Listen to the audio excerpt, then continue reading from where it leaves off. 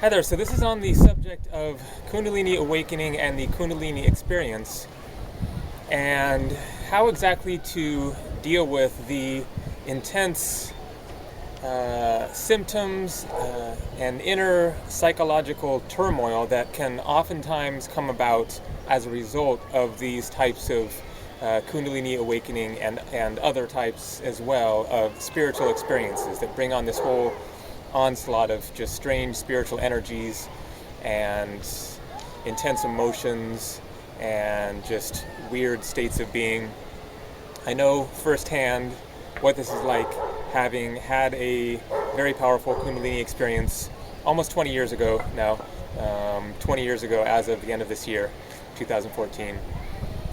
And that experience challenged me and pushed me like I could not have possibly imagined without having experienced it firsthand for myself. So I will just very, very briefly here give a quick little synopsis of my own personal experience. December 18th, 1994. I recount this in much greater detail in my book, Kundalini and the Art of Being. Then I was meditating on my back at a friend's house in Austin, Texas, and went into a very deep meditation in the course of some other kind of intense things that were going on in my life at the same time that had brought up all this emotional stuff. And I felt a movement at the base of my spine, and I thought to myself, having no prior knowledge whatsoever of this concept of Kundalini awakening, just based on my previous experiences working with energy, then I thought maybe if I allow this energy to move through me, this subtle energy movement at the base of my spine, then it will move through all of this other crazy stuff that I was going through at the time. And so I allowed that to happen. This sort of ball of energy started moving up my spine, and it then exploded into my brain in such a way that I couldn't have even had any clue that something like that was going to happen as a result of this naive, innocent desire just to move some energy through me. And it exploded into my brain, and I was then just hit with this whole wide array of completely bizarre experiences, feeling almost literally as if fire was burning at the base of my spine. I had electric shocks going on throughout my body. I was seeing flashes of light before my eyes. I was just overwhelmed by this intense flow of energy that was just ramming into me. And there were other symptoms as well. So this persisted for months, especially for the next 6 months or so, but really for years after that. Then I was really struggling with it, and 20 years later, then it still impacts me in ways. I have most definitely processed it to a great extent, but it still feels even now as if it's a process in motion to some degree. So my number one suggestion for people that are experiencing things like this or along these lines is to get into your body, get into your physical body. So often when people embark on a spiritual path, there's sort of a throwing the baby out with the bathwater, in a sense, of saying, screw this physical world, society sucks, this world's all messed up, it's all polluted, we're living in this civilization that's disconnected from nature, and things are just out of whack here on earth, and there is some ideal in heaven, in the spiritual realms, that is much better, and so I'm going to journey there. I'm going to journey into my mind. I'm going to have psychedelic experiences, perhaps connect with channeled entities, and get to know different dimensions and have out-of-body experiences, and I could go on and on about all the different possibilities of exploring worlds and realms beyond just this third-dimensional realm. The important thing to understand is that the third-dimensional realm is a spiritual realm. It is all spiritual. It's all just energy of varying densities or vibrations, And so it isn't as if there's the physical realm is this one sort of messed up, haphazard, screwed up place, and then there are these glorious spiritual realms where everything's perfect and as it should be. The physical realm is one level of learning, one school of learning, and an especially intense and challenging one oftentimes. But this realm, this world is all energy, as everything is all energy. And it is an expression of consciousness, as everything is an expression of consciousness. So within that construct, that understanding, then to keep in mind that your physical body is part of the spiritual process. You could not be here experiencing this world that you chose to experience and live in without your physical body. And so consider your physical body as an absolutely essential and equal part of the spiritual path, as is the mind, the spirit, the heart, and these conceived of other realms. So keep that in mind and understand that Kundalini energy works with and through the physical body, and that the physical body is an essential component of the process of working with Kundalini energies. So, for example, you might want to take a break from meditation. I did through the worst of this, because this is a mental exercise, and the best way to get lost in these intense spiritual energies and to feel overwhelmed by them and to feel as if you're going crazy is to get lost in your mind and thinking too much, and your fears, and how long is this going to last, and will there ever be a resolution to it, and am I going crazy? You can really just drive yourself almost crazy in your mind by getting lost in the mind and by getting stuck in the mind. And so I will mention here something that I oftentimes mention in my videos, which is to keep in mind that the mind is not all that there is to consciousness. The mind is only one aspect of consciousness. As I understand it, there are 4 elements of our consciousness. There is the mental, the mind, the emotional, the spiritual, and the physical. And these are all different expressions of our own consciousness, even as we are not these things. There's the popular expression, you are not your feelings, you are not your emotions, you are not your body. But these are expressions of our being, and the answer is not to deny them, but to embrace and work with them. So the most often neglected is our physical body, and so do what you can to get into your body. Go on walks or hikes in nature. Do bike riding, swimming, yoga, of course, is an absolutely essential one.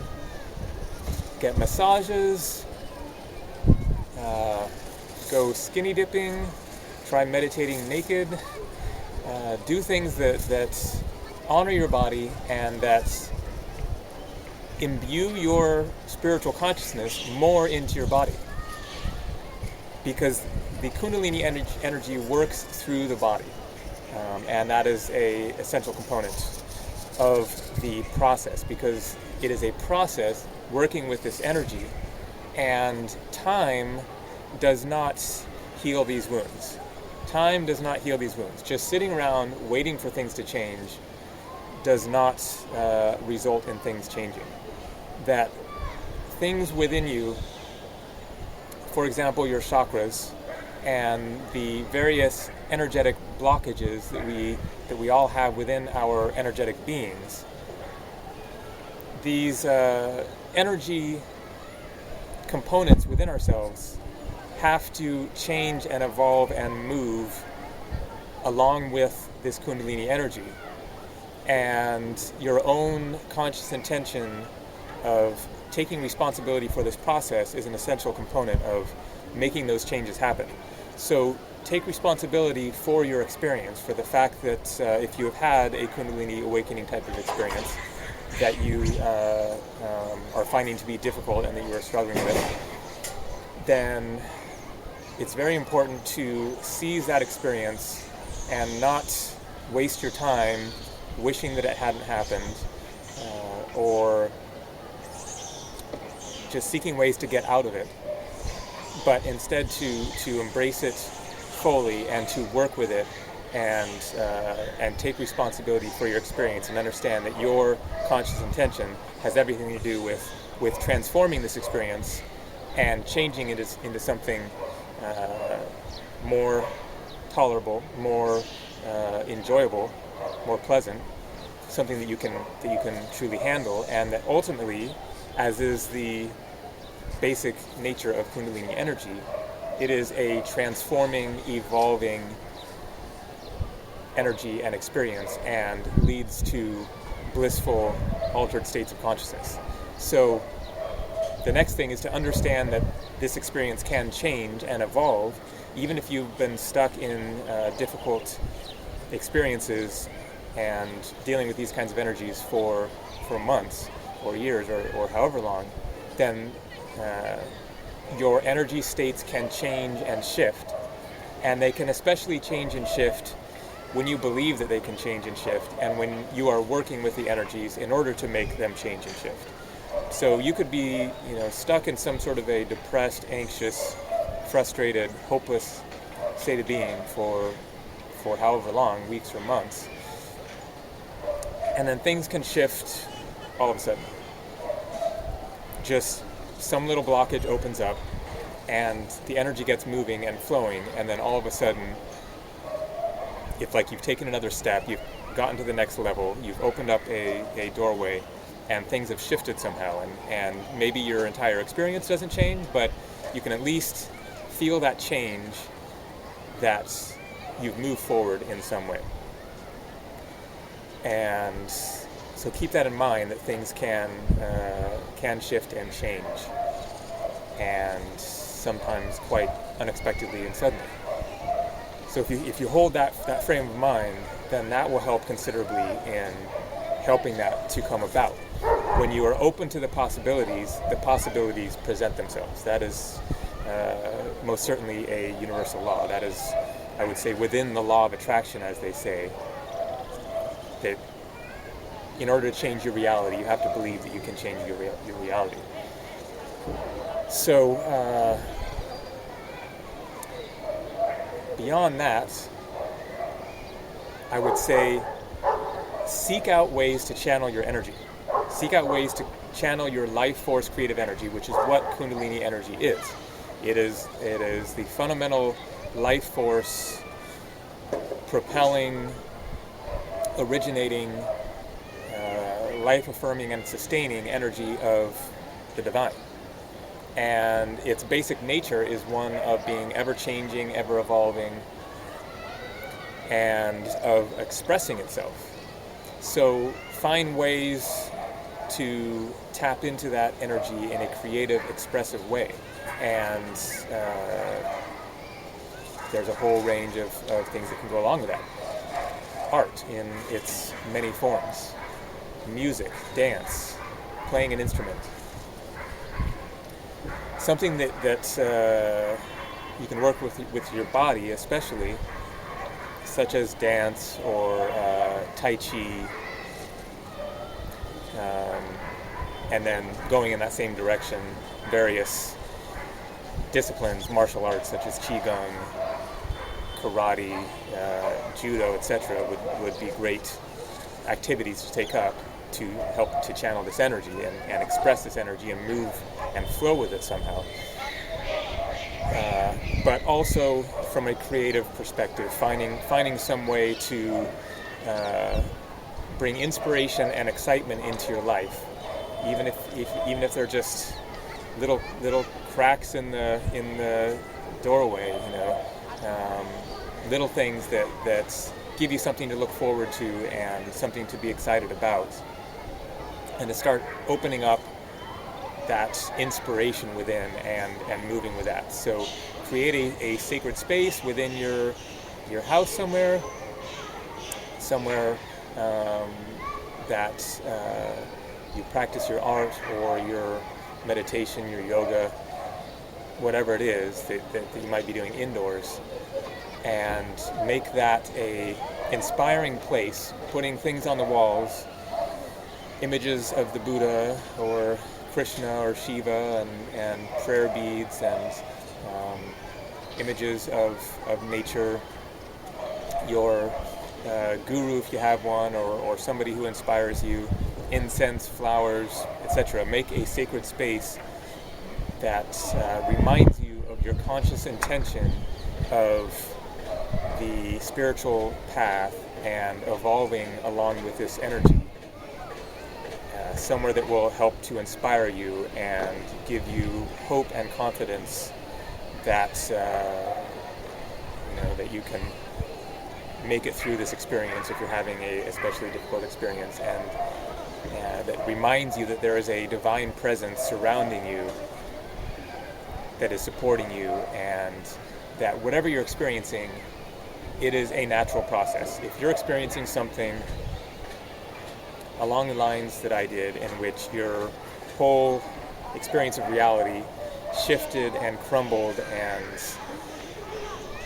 was completely altered in the course of simply sitting there meditating or doing yoga, or perhaps brought on by psychedelics or some other sort of intense experience, but you were more or less normal one day, and the next day you feel like you're schizophrenic or otherwise going crazy. This has to be a natural process, right? I mean, as long as it isn't a result of some sort of weird medication you're on, or something like that, or if you have some specific mental or physical disorder. Otherwise, it is a part of the spiritual process, or it wouldn't have happened. So forget your old life and accept what you're now experiencing, and work with it, and trust that it is within the divine flow in some way. And I would also recommend finding support of others. Fortunately, with the internet these days, then you can connect with other people that are having similar types of experiences, whether it is to join groups on Facebook and converse and discuss these types of experiences and get perspective, or to meet people in person, go to yoga classes, go to other types of gatherings, get-togethers, where you connect with other people so that you aren't isolating yourself in your house, feeling lost and hopeless about your experience, but making sure to make that human connection with other people and find that support out there, especially with like-minded individuals who at least are on some sort of a spiritual path, or a path of improvement that might be more likely to be able to relate to your experience and be supportive about it.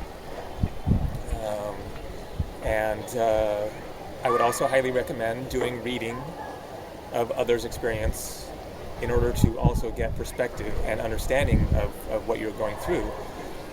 Living with Kundalini by Gopi Krishna was the first book that I came across that had such a similar type of experience as what I went through myself, and reassured me that there was in fact a process to it. I mentioned my book Kundalini and the Art of Being. My other book, Kundalini and the Power of Awakening, is a much shorter little synopsis of my general take on the experience of spiritual awakening and working with Kundalini energy. The Kundalini Experience by Lee Sanella. There are a whole host of books on the subject, and you can search around on Amazon.com or search around online. Other types of spiritual reading that might inspire you and give you inspiration and hope along this path, and be reassured that there is a divine presence around you, supporting you, and that there is something beyond this experience, even if you're lost in difficulty at the moment, that it isn't going to be this way forever, that there will be some kind of a resolution. You haven't damaged your soul for the rest of eternity, even if it can feel like that at times. There is a process to this experience, and it is leading in the direction of some kind of healing and resolution, and ultimately greater evolution and knowledge and understanding of yourself and your place in the universe, and coming to a greater place of connectedness and oneness with the universe. That has been my experience. Even though for months and months I thought, nothing is going to change here, this is too crazy, this is too out there, what's the point of even really hanging on if this is just my life from now on? That wasn't my life from then on. Things did change and shift in a very substantial and major way, to the extent that I've had extremely powerful,